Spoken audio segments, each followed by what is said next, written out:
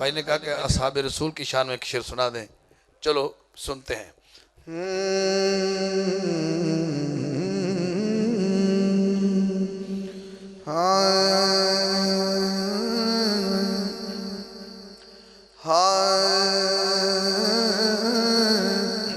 ये जो तमन्ना है ना, इस तमन्ना में रहते हुए अभी फिर मैं, क्योंकि मेरे पास वक्त नहीं था वरना मैं पूरा कसीदा पढ़ देता।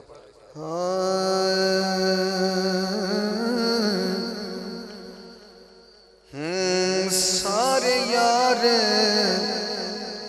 हुजूर दे सोने ने यार गार दिया क्या बात ने